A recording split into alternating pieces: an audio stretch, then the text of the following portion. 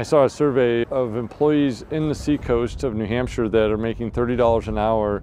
40% of them are considering leaving the seacoast because $30 an hour isn't enough to own a home in New Hampshire. We own 2 assisted living facilities. And so when we heard our staff talking over and over about how far they have to go to find an affordable place to live, how far they have to travel. Maggie and I had talked about what town, what municipality in the area would let us build tiny homes. So we went in and saw the planner in Dover at the time and told him our story, and 45 minutes later he's like, "You got a place you want to do it? When do you want to break ground?"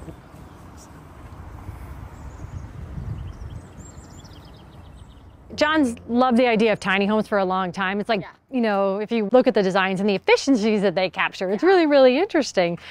And then I love the idea of the pocket neighborhoods and how do we create communities, creating opportunities to interact with each other where you can still see your neighbors and, have a relationship with each other and feel safe. And it doesn't mean you have to be best friends, but at the same time, do wellness checks with each other, be able to interact. I mean, it's all good for us, I think. So when we started the project, New Hampshire was on the International Building Codes. So New Hampshire came and adopted the Appendix Q, which governs tiny homes. And so we were able to all of a sudden have these be legal. Because they're under a certain square size? They are under 400 square feet. So the lofts actually don't count because they're open. So in total, they're 544 square feet, okay.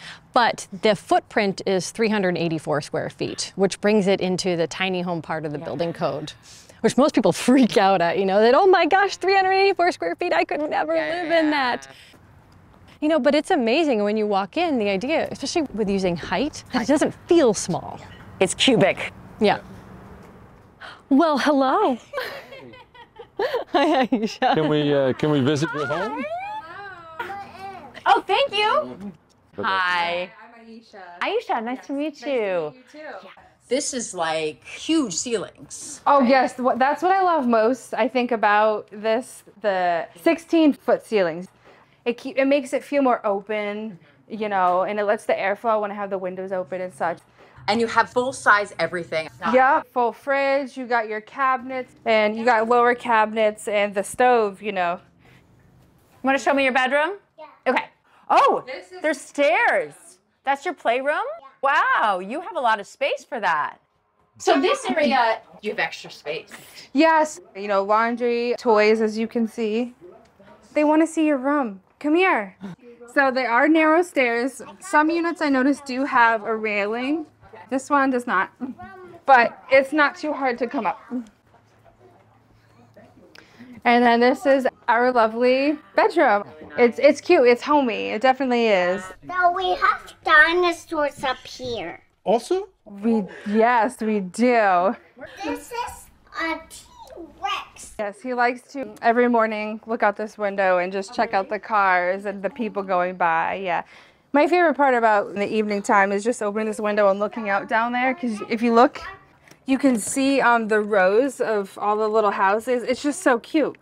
There's something sort of like being in a little village. That's what it's like. So you were working at Harmony House or nearby? So my son and I, we were living with some family friends, and a friend of mine had actually told me about Harmony Homes and how they also provide housing. If you work for them, you get a discount. And, it's 8 minutes up the road from here and then 8 minutes to daycare. So you can't beat it. You can't. What's the rent? Mine is $1,050. Yes, I get a substantial discount for being an employee. And what are rents like in Dover? Like, what would you think you'd pay if you were? Without, it's just double what I'm paying here, and I get the security of knowing my neighbors. Hello. I love this one. So they're Brontosaurus. That's what I like most too, is I work with, I think, a majority of the circle, and I've become John. acquaintances with some that I actually don't work with you. too. All the kids play with each other and we just hang out and talk. The kids come out into this. Yes. They designed it so each unit is facing each other in a certain way. Yeah, so if I'm doing dishes, it's not just like the back of it. So it's not like I'm doing dishes, they're doing dishes, and we're looking at each other. Bye. Bye-bye. See you later. Bye-bye. See you later. So yeah, so she was saying that you designed it so that they would, the views even, you were being aware of the views from the different rooms and... Yeah, we're kind of just making sure that we're respecting everybody's privacy and dignity as much as possible. And so that when they're putting together the homes, they're spooning. You know, that, you know, the living rooms are generally all on the same side. So they've got living room on here, living room here. And so that's how they're kind of working so that you're not looking in at each other. And then we're trying to think about as many efficiencies in this so that we can basically stretch our budget as much as we can. These are 16 by 24, really by design, because plywood comes in 8-foot sheets. So 16 by 24, 2 sheets of plywood, 3 sheets of plywood. Very little waste. So the height of these outside walls are 12 feet. Because that's a stud length. And inside we chose that because that's a sheetrock size. And so we can just, you know, keeping a 1/2 inch off of the, because theirs are all on concrete slabs, keeping a 1/2 inch up, we can just stand up a piece of sheetrock, tape it and go. Because that's the challenge we're all having, right? It's like, how do you build something affordable, really affordable in housing? And nobody seems to be able to have figured that out. Yeah. We currently employ about 90 employees, and as John has said over and over, how can we ask our staff to take great care of our residents if we don't take as great possible care of our staff as we can? And so with John having his background in real estate and construction and my being an architect, we put our brains together and we said, all right, using our skill sets, you know, what can we do? This was planned and approved for 9 single-family homes, you know, $700,000-800,000 homes. But we came in and asked for the extra units because we guaranteed we'd keep them affordable. And so this was zoned to have 9 homes. Single-family homes. Somebody actually did the work to kind of get it. The person who built that complex was going to expand over here, and it didn't end up working out. So for us, it was very lucky. So we bought the house and the piece of land for about $500,000 3 or 4 years ago, I guess. Thinking already then, like you wanted to make something. Yeah, something unique.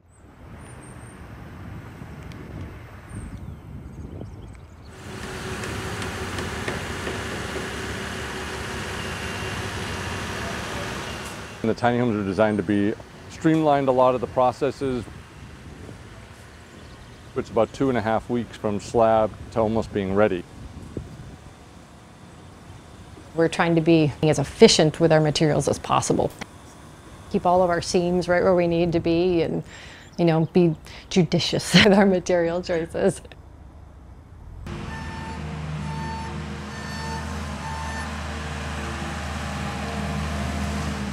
The big math behind it, though, is you can't build affordable housing for profit, or at least put it on the other side of the equation. We're building at cost. So on a day-to-day basis, Maggie and I take no salary or anything from the projects. Huber, you gotta move. John and I are also part of the team. I mean, John is he sheetrocks, he vinyl sides, he puts the roofs on. I'm part of the finish team, so I've done all the painting. I installed the majority of the floors. And we believe that we'll put it on the other side of the equation, meaning you build an affordable housing project that will pay for itself. Because you kept your building costs down enough that the rents will cover the maintenance and the long-term investment of the property, as well as the strength of what it does for the business. And that's part of letting them know that we want to take great care of the Harmony Homes employees. These 13 opened up right before Christmas time. Literally, people were moving in Christmas Eve. And then we've been moving in these next 20 that we're going to show you. So we've got another 20 units that are fully occupied over here. So you've just kept growing it. It worked, and you said, let's make it bigger. Yeah, we planned for 44 all along, but it was just how fast could we bring them online. And what you are going to notice too is that on the outside, you can see like the trim isn't all up. But the thing is that the state of housing right now in New Hampshire is a crisis level. And so as soon as we finish the insides and get them, we can, obviously pass all our inspections and everything and get occupancy, people are moving in. And so literally we'll be cleaning in the day as people are moving things in. It's hectic. back. But we'll come back and we're gonna be adding in the grass, we'll be adding in the trim, outside trim. And is there a wait list, or how does this we work? have over 100 names for our last 11 units. So the hard part is who to say no to. We obviously prioritize our own employees, but we have 2 firefighters right here, school teachers, postal workers, health caregivers. We've been opening these since February, so we've been mowing right through. Yeah. How long did it take you to put these up then? So once we have the slab in the ground, we can frame and put the roof on in a day and a half. And then the electrician has about a day inside, plumber has about a day inside, the installation about a day, sheetrocker about a day. So from the time it's slabbed, if we focused on one all the way through, it's about 2.5 weeks from slab to almost being ready. He's usually covered in paint, so I'm shocked that he's as clean as he is. All right, who is it? You sit? Sit. Oh, you missed it. All right, go see Jenna. Hey. Hi. Yeah, it's okay. Everybody knows our dog. They might not know us and everything, but this is Jenna and her home. Hi. Oh, this feels different than the last one. We built 4 over on the other side. The problem with being an architect is that I look at things on paper and I said, oh, okay, this works. And then your husband, the contractor, walks in and says, hey, you know what we could do? And I said, oh, you're right. So we did a redesign. And so the majority of the tiny homes here are like this, where again, we still have that same combination kitchen living area, but this time the bathroom is off of the living space. Okay. And so that makes that the back bedroom is now its own freestanding, isolated room. So if you had a child, you could have your bedroom upstairs, or you could have a roommate situation and not have to walk through the back bedroom to the bathroom. And then I haven't seen stairs this narrow before. Because how could this possibly be legal? And for context, nobody likes going up these except for me. But this is part of the building code. These are tiny home stairs. So this is the International Residential Code 2018. The state of New Hampshire adopted this amendment. It's Appendix Q. That's what makes these legal. Yeah, because you see it's just enough for a body. It really is. And, and especially with a handrail like sticking into it, we did make them a little wider in our last 11. But you needed that space. We absolutely did. And so actually, because what happened is when we were building these, talking about the efficiencies, right? 12 feet to here, 16 here, when we realized that we had such a viable loft, that it was a legitimate living space, because we'd always thought about it being storage. And said, oh, you know what? We could actually spend some time up here. So John was like, we got to figure out how to get stairs in here instead of just a ladder, which was allowed by code, but not as an approved egress. So we added the stairs, and then actually it makes a good wall to, put a TV against, or, something like that. But that's the thing we get most questions on, is how are these possibly legal? Full bedroom, really. I mean, I'm, 5'7", and I cannot reach the ridge. So, I think that's a good sign, that you can sit up in your bed and not hit your head. I mean, these are still tiny homes, yeah. But it's 15 by 11 feet. It's a decent sized space. Yeah. And then, moving in, I don't think was that too much of an issue, but the mattresses, everything comes right up over. They do. But I mean, you don't need a huge stair. It works. It's funny when you get used to, I think. Yeah.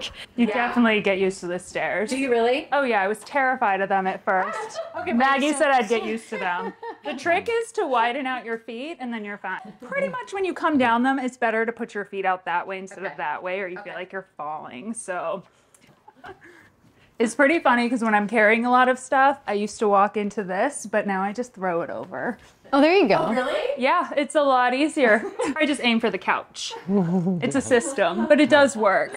But yeah, it's really weird, because when I first moved in, it felt really, really tiny, but the more things I started putting in here, the bigger it felt. And now I'm still adding things. I mean, the mirror, I thought that was huge, but now I think it works.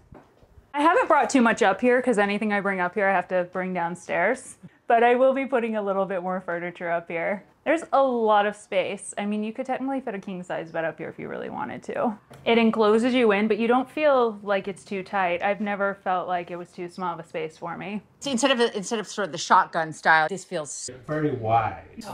Versus feeling like you're in a trailer. It's kind of that Yeah. long you know, Yeah. stuff versus feeling like a home.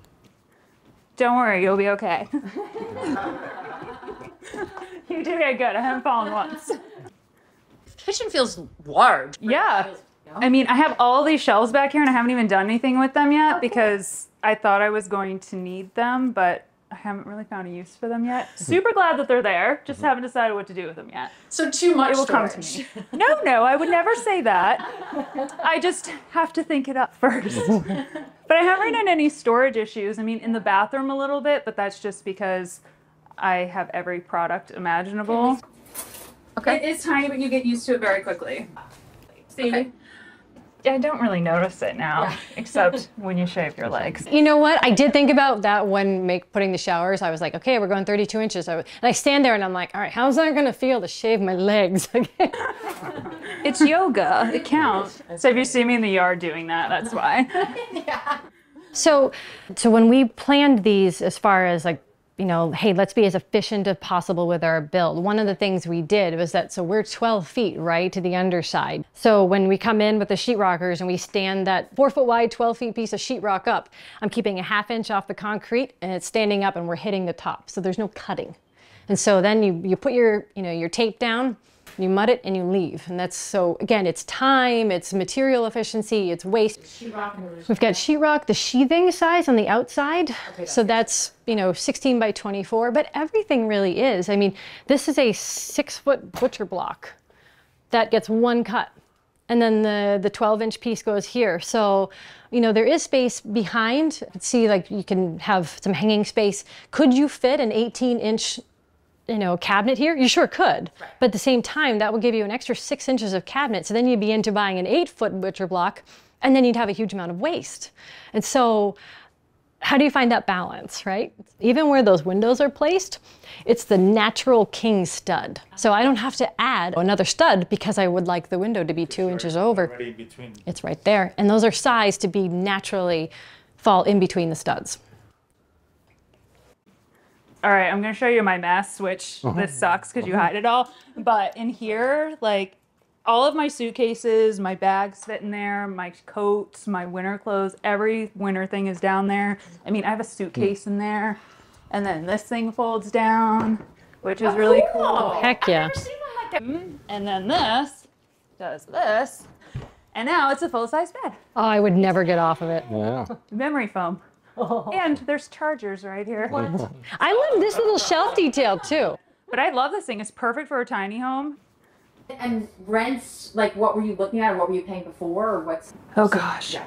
I was in downtown Portsmouth and I was in a roommate situation and we were paying, I think, $1,800 a month. And when my roommate left, they moved the rent up to $2,400 a month. And the place was so old to the point where mold was growing in there and there was lead paint, everything, and they were still jacking up the price. So I had to move out. Oh, wow. So you have extra space. What are you going to do with this? I was going to turn it into a home office, but I don't work from home too much. I mean, you do have a lot of space. You could have a roommate. No, it's funny. The people who brought my couch, they said the place was huge and they told me, they said, oh, you could fit 2 people in here. And all I could think was, I don't like anyone that much. But yeah, you can fit 2 people in here. You can. But this is your walk-in closet at this point. Yes, that's pretty much what it is. And I'll get some more storage for clothes and such. And eventually I'll put a washer and dryer in there. So one of the things that we planned around was to be flexible, but realizing that if you had a full-size bed, you're going, oh my gosh, okay, now I have a dresser, and where the heck am I going to fit that and move around the bed? So our closet space, we kept open. We didn't put doors on them on purpose so that if you had the bed, you could put a dresser underneath and still have short hanging and then long hanging next to it. And so how do you use a space or have it be as flexible as possible? I'll work from home someday. It's gonna happen for me. Heating and air conditioning? There's both, but none of it's on because the place stays so cool. So one of the things we ended up doing, it's an extended plate and beam wall system. Basically, you know, what we thought we had to do to meet code, obviously, is have a 2x6 wall here. But this moved to a 2x4 wall. But the plates are all 2x6s. So you get 2 inches of rigid insulation that are continuous to the whole thing. And then we have spray foam on the inside. And so these are insulated above code. and they are tight. So we do have to ventilate. We have higher powered bathroom fans as the whole house ventilator. Because of everything, you know, being all electric, the insulation, kitchen fans, and these, talk about like a savings. We had one resident who said that their electric bill was $57 one month. And it can get really, I mean, Cold winters. It can get cold and it can get hot, and we're a humid climate too. It's not unusual these days to hit 95, you know, degrees or more. But we also, having windows all around that are all operable except for the high one, you know, you can get a good airflow in. You know, you actually use it. I love this thing, but I rarely need to use it. It stays so cool in here. It's almost like the hotter it is outside, the cooler it is in here. So I have my vent on because an email told me to. Can't remember why, but I do what I'm told. Because it refreshes the air. If you think about it, as we know, hot air holds all the moisture, right? So old houses used to breathe. But in a tight house now, we don't have that, which is great for utility bills. But the ventilation, that natural breathing, now has to be done mechanically. And so that's what that bathroom fan does. It's actually sized to make sure the airflow through the whole house is maintained. Here, come on, buddy. Say goodbye. Yeah, oh, he'll come. He's like, move, Fred. Yeah.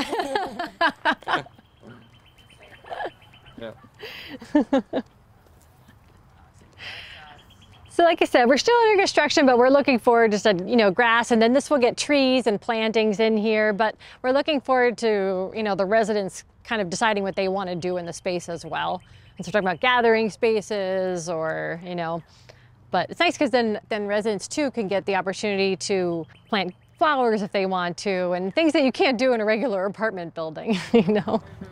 Right, because you could have done apartments. We could have. Did you think about actually, that? Well, actually for this zone, we couldn't. So the zoning was really interesting in Dover. They are a very progressive city in how they look at their zoning. And so their master plan for over 20 years has been all about supporting housing of, you know, across the spectrum, right? So we utilized their transfer of development rights zoning program here. So basically you can buy density. So even in this zone, if you're a regular single family home lot, you know, you could add another unit to your property, but you'll pay. And I think in Dover, it's $13,000 or $14,000 to do that. And so with the program here, they wanted to incentivize workforce housing and, you know, affordable, attainable housing. And so they said that if you were under a certain square footage and you agreed to cap your rent at the fair market rental rate in perpetuity, that they would waive that fee entirely. And that's how we got 44 units. And our parcel is just under 8 acres. We put about 4 acres into conservation. So you're stepping back in time. This is our last 11. Believe it or not, we've got people that'll be moving in here in 2 months, just about 2 months. Almost all the roofs are on. We're vinyl siding them. The porches will come in the next week. So this one just got painted. She just did the floor. You'll see that each one of them has a little bit further along, but this was being painted a couple days ago and sheetrocked last week, and so it really moves. Wow. Paint, so paint, you do one at a time, like you don't go paint them all at once. No, like they're in phases because, yeah, the electrician's in one, plumber's in one, sheetrockers, and they just kind of keep moving. So this one, if you peek in, this one, there's not even any rough electrical in it, but you can see all the continuous insulation through the studs. The stud now comes up to this instead of meeting the sheathing on the outside. And the fun, interesting part, by moving from a 2x6 stud to a 2x4 stud and having this be on the outside of that, we took the money from the lumber savings and we were able to put it into the insulation. And so the budget's pretty much balanced. So we moved to 2x4 studs, and we've got right here, but these bottom plates are 2x6s. Okay. And so it creates a pocket of 2 inches that this slides right into. And so our sheathing still gets attached right to, you know, our plates, and then through long fasteners to our studs, but we don't lose anything for shear. Okay. So we're still able to maintain a really solid wall system, but we get all the energy efficiency of it too. We chose the window size as well so that the rough opening naturally fit between the studs. You know, where this is lined up, you know, we've got, you know, a natural king that was falling. And so, you know, then you've got your jack stud here for the header.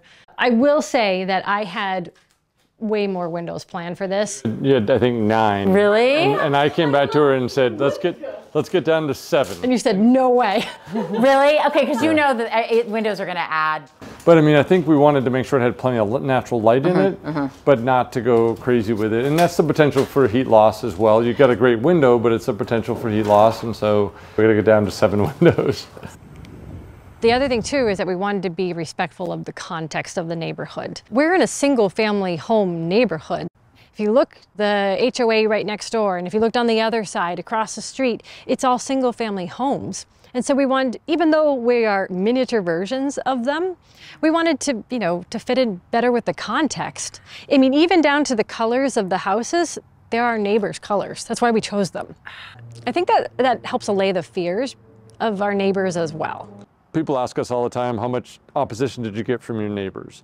And we went home by home by home around here, every one of our abutters. And if you look in the background, there's $700,000, $800,000 homes just on the horizon. And they were very scared of, they would say, well, what are those people going to be like? And we started to explain that young firefighters, young school teachers, you know, caregivers, hospital workers are going to live here. And they calmed down a little bit. But we invited them to come tour our assisted living, come tour our other facilities. I'm retired military. Some of the veterans that were in the area we talked to, and they felt like, okay, we can trust. And the funny thing is, as we went through that process, they were like, well, my son's graduating college next year. Can we reserve a unit? Or my mother-in-law wants to move back to the area. Can we reserve a unit? So we got 3 requests from abutters asking for units. You said you took some of the land and put it in an easement? So this is a total of about 8 acres, and it goes right down to the Bellamy River at the bottom of the hill. It's pretty steep. We built this wall. It's a 20-foot retention wall by 356 feet long. In order to make this buildable land, we had to build this retention wall here. So that was not quite a year-long project, but it took us quite a while. And the reason is that's our stormwater system. So there is a basin there that actually has like an impervious liner to help treat. Any oil or any product that comes off from this goes into there, and there's a huge plastic lining in there that keeps it. It treats and eventually goes through an outlet and then very gradually. So it was an adventure because this property was, high on one side, high on another thing, and a huge valley in the middle. Yeah, so we brought in about 18,000 cubic yards to fill this, and to kind of give you a perspective, that's about 1,000 dump trucks. And that's just because you have to treat stormwater runoff. Yep, and it gave us an additional area to kind of flatten out the area for the housing, and to have the road coming in.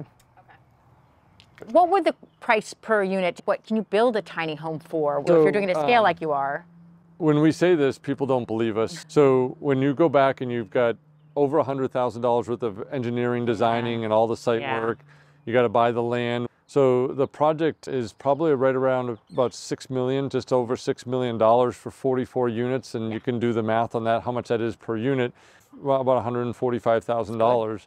We had a realtor come through recently, and she's like, if you built these for sale, we could sell them at $290 all day long.